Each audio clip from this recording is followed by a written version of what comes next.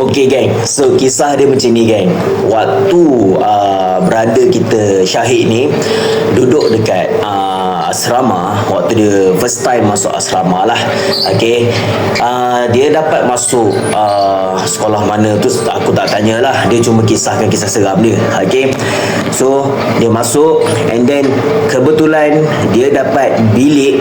Okey, bilik yang paling dekat hujung lah. Okey, hujung yang paling dekat sekali dengan tandas. Budak-budak asrama, diorang memang tahu kalau dapat duduk dekat dengan tandas ni, dia memang agak rare sikit lah.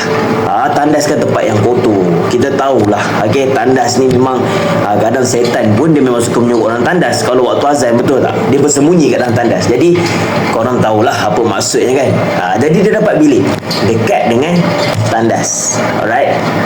Okay, so nak dijadikan kisahnya, bilik yang brother kita Syahid ni dapat, okay, dia belum tahu apa-apa, dah first time masuk asrama, belum tahu apa lagi lah. Orang yang dah ada kat situ memang tahu. Okay, jadi dia belum tahu apa kisah yang ada di sebalik bilik dia ni. Bukan belakang bilik, maksudnya dalam bilik itu apa yang ada. Korang tahu? Tak tahu? Dengar sampai habis. Next, kita terus masuk kepada poin pertama, part 1.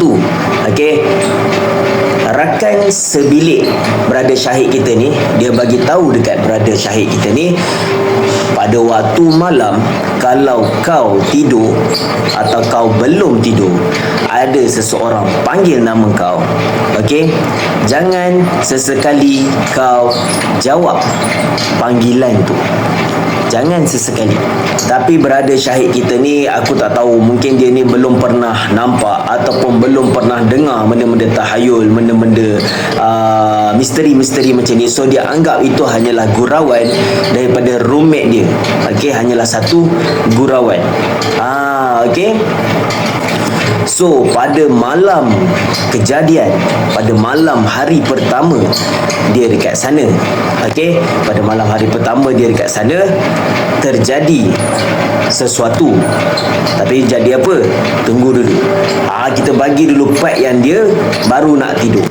Okey, dia, so korang boleh tunggu next part, ataupun korang boleh tekan video yang aku dah sediakan dekat bawah ni untuk full video tentang kisah seram ni.